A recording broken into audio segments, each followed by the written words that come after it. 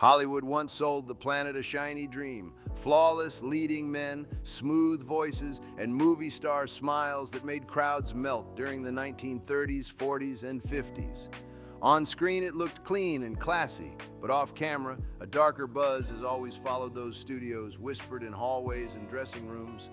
People have long talked about power games, tight control, and quiet trade-offs that some claimed were the only way to stay working and protected inside a ruthless system. Before we dig deeper, hit subscribe now if you want more documentary-style deep dives into stories Hollywood never wanted dragged into the light. Like, share, and drop your thoughts as we go, because real conversations keep these topics alive and your voice actually counts. This is part one of a three-part series digging into the allegations and long-whispered histories tied to classic Hollywood's rise. No courtroom verdicts here, no confirmed proof, just the stories that have floated around for decades through memoirs, biographies, old-school tabloid reporting, and accounts from people who said they saw the industry's private side up close. In the early studio era, the power imbalance was extreme. Contracts were ironclad, public images were manufactured, and according to some accounts, the price of entry wasn't always talent alone. Rudolph Valentino is often painted as the very first real male movie idol, the blueprint for every heartthrob that came after, but the story before the spotlight was way less glamorous. Biographies and reporting from that era describe a young immigrant hustling just to stay afloat in New York, bouncing between low-paying work, unstable housing, and uncertain connections while trying not to disappear in a brutal city. Fame didn't come easy, and survival came first. Some writers claim Valentino moved through elite social circles where wealthy patrons quietly controlled who got introductions, who got a place to stay, and who even got access to so-called opportunities. These weren't open auditions or fair chances, according to those accounts, but tightly guarded doors held by people with money, influence, and expectations. Whether every detail of these stories is accurate or not, the pattern they point to keeps showing up again and again. The bigger truth is impossible to ignore. Early Hollywood, and even the world leading up to it, was a place where desperation made people extremely vulnerable. If you were young, foreign, broke, and chasing a dream, the balance of power was never in your favor. And in systems like that, silence often became the price of survival.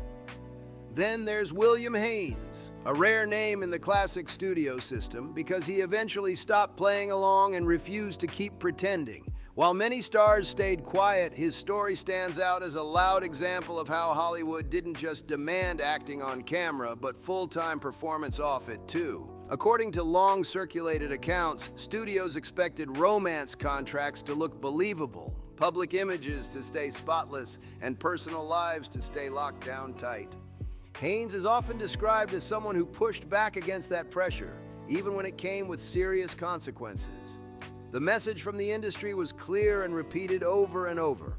Follow the script they give you or risk losing everything you worked for. Success wasn't just about talent. It was about obedience, timing, and never stepping outside the lines drawn by studio bosses. Even when people argue over specific details, the pattern stays consistent and hard to ignore. The studios wanted control over careers, relationships, and reputations. They didn't just sell movies. They sold carefully managed identities, and anyone who challenged that system learned fast how unforgiving it could be. Clark Gable is another heavyweight name that keeps popping up in darker rumor cycles, especially around the idea that before he became a full-blown legend, he leaned on powerful benefactors to get ahead. Some accounts from biographies and era reporting describe early mentorship relationships that over time seem to blur into something closer to dependence. These stories don't paint a clean hero's journey, but a rough climb where survival sometimes mattered more than pride. None of this is framed as proven fact, and that distinction matters. There are no court records, no final verdicts, just patterns people have pointed out again and again over the years. What these stories reflect, according to historians, is how uneven the power balance really was back then. If someone influential liked you, doors flew open fast. If not, you could stay stuck for years no matter how much talent you had. In that era, powerful figures could shape careers overnight with a single introduction or recommendation. Meanwhile, newcomers with no money or status had almost zero protection and very few options. That system didn't just reward talent, it rewarded access. And once you were inside, the pressure to stay quiet and play your role was always there, hovering in the background like an unspoken rule.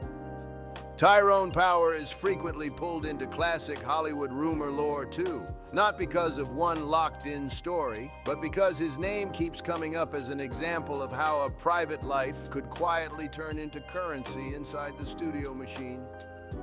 Biographers and longtime Hollywood watchers have pointed out how even the hint of something controversial could suddenly become leverage held by people higher up the ladder.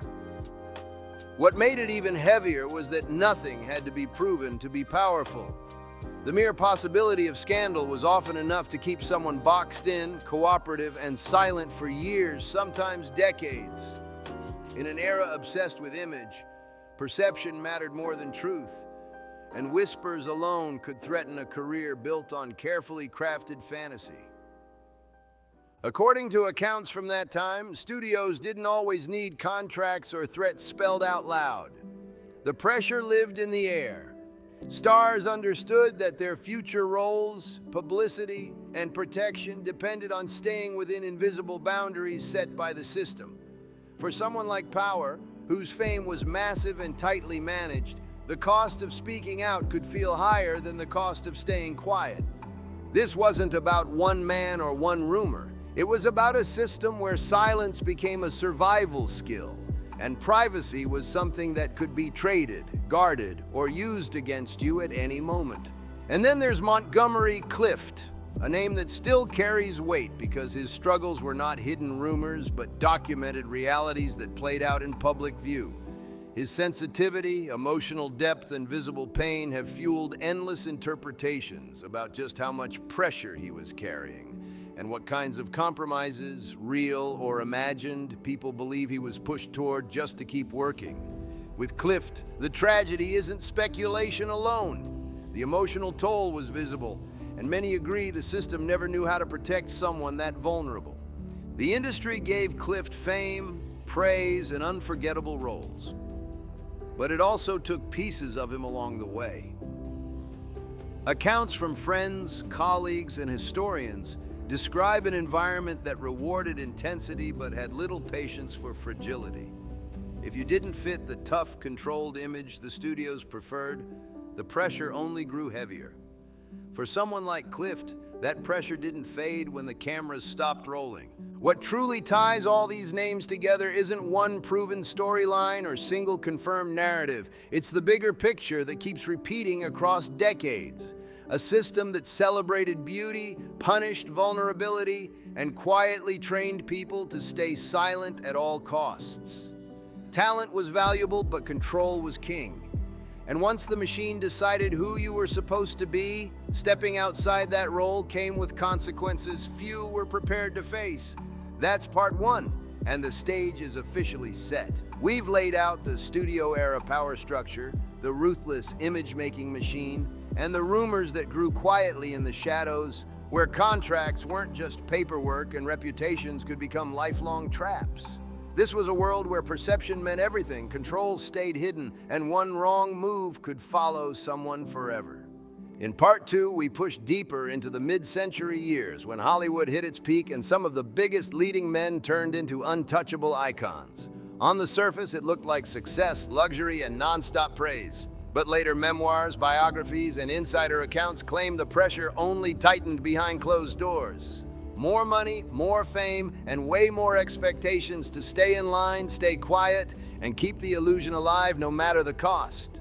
If you want part two, make it known. Like, subscribe, share this with someone who loves Hollywood history, and drop your thoughts in the comments. These stories don't move forward without real conversation. And what you think matters more than studio-approved narratives ever did. See you in the next one.